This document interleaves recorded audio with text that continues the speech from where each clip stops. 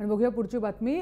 पुणे महानगरपालिकेत गेल्या दशकभरातली सत्ता कायम राखण्यासाठी राष्ट्रवादीने चांगलीच कंबर कसली आहे आणि त्याचाच एक भाग म्हणून सक्षम उमेदवार देण्यासाठी अजितदादा स्वतः मुलाखती घेताना पाहायला मिळत आहेत। महापालिका निवडणुकांमध्ये मागे पडलेल्या राष्ट्रवादीने हा पराभव मागे टाकून आता महापालिका निवडणुकीची जोरदार तयारी सुरू केली आहे। पण उमेदवारीसाठी अजित पवारांना मात्र वेगळ्या कसोटीला सामोरं जावं लागतंय।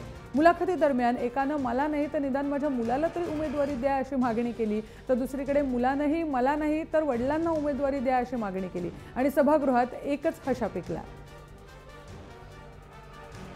आणि याच लव्हे पिता पुत्रांशी बातचीत केली आहे आमचे प्रतिनिधी अमोल कविटकर यांनी।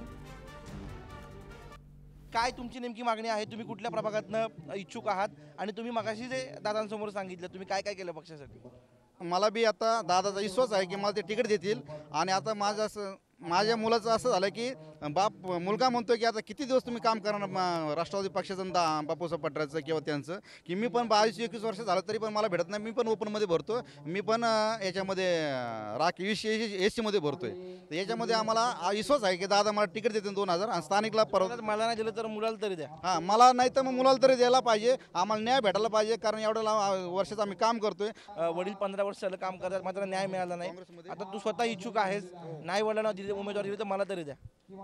याच्यासाठी इच्छुक आहे की युवक नेतृत्वासाठी राष्ट्रवादी काँग्रेस पक्ष हा युवकांचा मी काही आंदोलन वगैरे असेल काही असेल यासाठी मी युवक लोक घेऊन जात असतो किंवा काही आंदोलन करत असतो। 20 वर्ष झालं माझे वडील 20 ते 15 वर्ष झाल्यापासून काम करत आहेत राष्ट्रवादी पक्षामध्ये, त्यांना न्याय मिळायला पाहिजे असं माझी अपेक्षा आहे। त्यांना मला तिकीट न देण्यापेक्षा त्यांना भेटलं तरी उत्तम चांगलं आहे। या निमित्तानं उमेदवारी नेमकी कशी मागितली जाते, उमेदवारीसाठी मुलाखती नेमक्या कशा दिल्या जातात आणि काय काय सगळे निकष लावले जातात याचा उत्तम नमुना आपल्याला यासमोर पाहायला मिळतोय।